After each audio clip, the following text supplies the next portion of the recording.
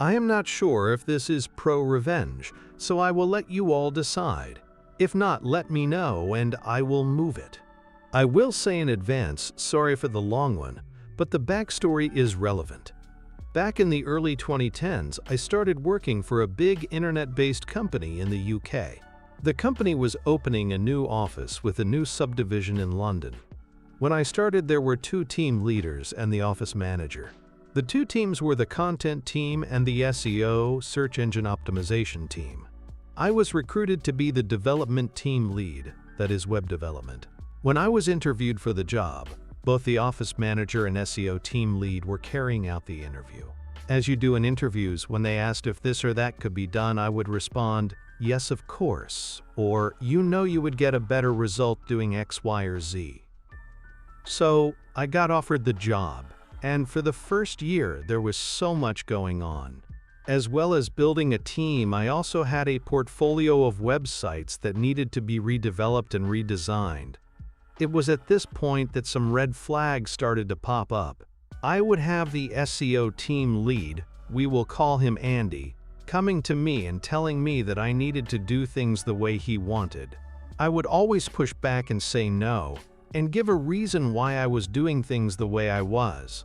Andy would get irate and would complain to the office manager about me. When the office manager would ask me about it, I would explain what had happened and why I had said no, and the office manager would leave it there, because at the end of the day I was the one with the experience in web development, not Andy. This happened a few times over the first year, and I then realized that the reason that Andy was getting so irate was because he thought that I would be a yes man to him. Sorry, buddy, that is not who I am. So now that we have the backstory, let's get into what led to the revenge. Me and the team had been working hard to get 2 of the new websites completed, and I was due to show them off to the board before they went live. This company's head office was in another part of the country, and I had to leave the office in London at about lunchtime. So I arrive at the hotel that is across the road from the head office about 4 p.m. and jump on my laptop to start going through the sites to run some tests. I was testing functionality, making sure the look and feel were correct, things like that. Then it happened, we found a major bug that caused a major issue with the functionality of the website. So it is at this point that I am going to introduce the star of our story, Johnny, not real name but attacked all the same, who was my senior developer. Me and Johnny working through the night, me in the hotel room and him in the London office. We finally fixed the bug, about 7 a.m. the following day. My meeting with the board was at 10 a.m., so after getting showered, fed and over to the office, I started my day with 0 hours sleep. I went into the meeting and the first thing that was said was the CEO asking if I was okay. I had met him a few times and he was a really nice guy. I explained that we had found an issue with the sites yesterday and me and Johnny had worked through the night to fix it before the meeting. Long story short, everyone was really impressed and loved the new sites. At the end of the meeting, the CEO pulled me aside and thanked me for everything, and then told me to go home and get some sleep. It was about a 3-hour train ride to London and then another hour home. I thanked him and went on my way. So after taking my team out for a well-deserved lunch to say thank you, the office manager then organized a night out for the whole office to celebrate on the following Friday. We started off at a fancy bar, not my sort of thing. I am a man of cheap tastes. And then everyone moved on to a small club. I go to the club for a bit, but then leave quite early in the night as I need to get a train home. I say my bye and then head home. I come into the office on Monday and there is something going on. I speak with Emma, not real name, the content team's lead. She does not know what is going on, but there are people from head office, HR, and others. Then a few minutes later, all the team leaders are called into a meeting. We are all squished in one of the small meeting rooms. There is an office manager, 2 members of the HR team from head office, and the 3 team leaders, including myself. So HR explained that there has been a complaint made against Johnny. A member of the SEO team, we will call him Mark, had called Andy on Friday saying that Johnny had been making racist comments while everyone was out at the club. Both myself and Emma were taken aback. This was not like Johnny. On a side note, I feel that I need to explain the races of people involved. This is just for context and not an attack on anyone involved. Johnny, Emma, and I are white British. Andy is African, born in Britain, I believe, and Mark is Indian, once again, I believe. So, the whole day was spent with HR doing interviews with the other people that were there that night, and we then all reconvened towards the end of the day. The result of the interviews was that no one had heard anything like what Mark was saying. So it was Mark's word against Johnny's. This was not acceptable for Andy. He wanted Johnny fired and cried, "We could not have someone like that in the office." So both Emma and I looked at each other and thought that it was strange that he was so instant on firing Johnny with no evidence. Both the office manager and HR agreed, and Johnny was let off with a warning and to be aware in the future of how things he says that could be misinterpreted. Life went back to normal in the office. That is, until about 2 months later. The story of what had happened had gone round the office, about 12 people.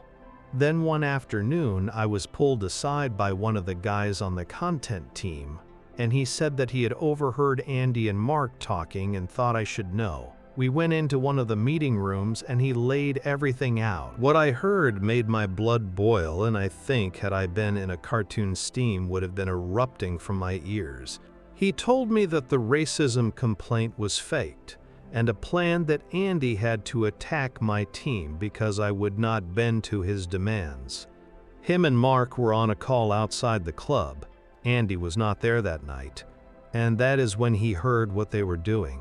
It later came out that their plan was to make the complaint against Johnny and get him fired, which would then lead on to Andy complaining that I was not fit to run a team if I let that sort of thing happen under my leadership. My first question was why he didn't bring this up with HR in the interviews. He said that he did, but it was his word against both Andy and Mark. I thanked him for this and went on with what I was doing. I was pissed.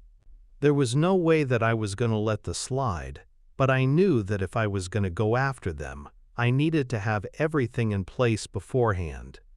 I didn't tell Johnny what I had been told, and asked the guy that told me to keep it to himself for now. I didn't want Johnny to get pissed off and do something that would get him fired or worse, affect any revenge I could dish out. So I watched. I watched everything the SEO team did and didn't do. Then it happened. It was like angels had descended from heaven to deliver me the winning lottery ticket. The building we were in was a 3-story building with a main stairwell with a door on each floor to the offices. The stairwell also leads to a door out to the street. At the time I was a casual smoker and used it to get a break from the screen and clear my head if something I was working on was not going well. So I walk out of the door to the office and into the stairwell, and who is there? Mark of all people. He is on the phone, and he goes white as a sheet when he sees me.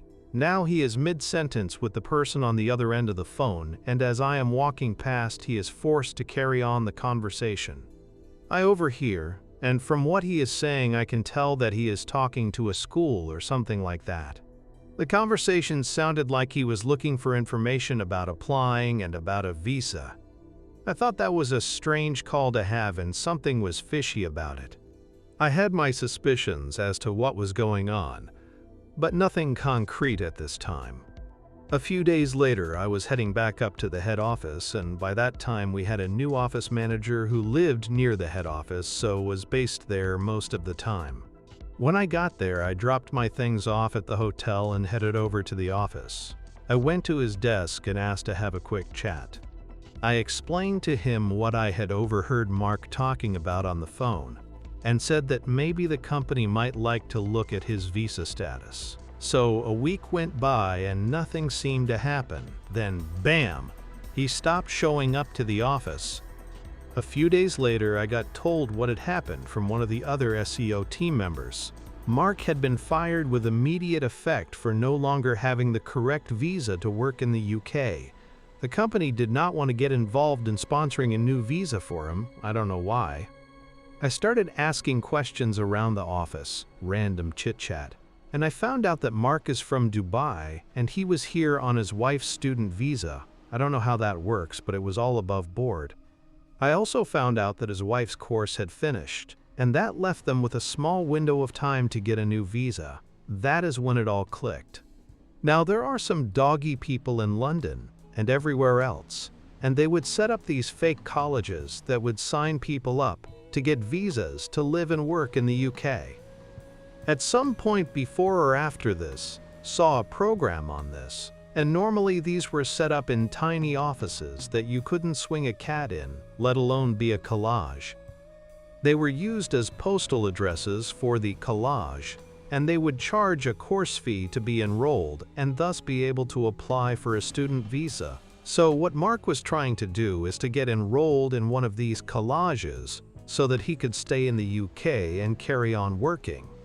I found out a few weeks later that Mark and his wife did have to leave the UK and go back to Dubai because he didn't have any money coming in to pay for his new collage course by Mark. When I found out that Mark had been let go, I pulled Johnny aside and filled him in on everything. He could not believe it and was stunned that they would try and do that. I apologized to him as it was my fault that he had been targeted by them in a way to get at me. He would not accept it and said that I had gone above and beyond in defending him.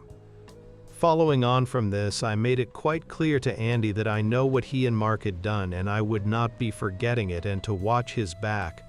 I made sure we were not in earshot of anyone else. About 2 months later, Andy handed in his notice and left the company, never to be seen or heard from again.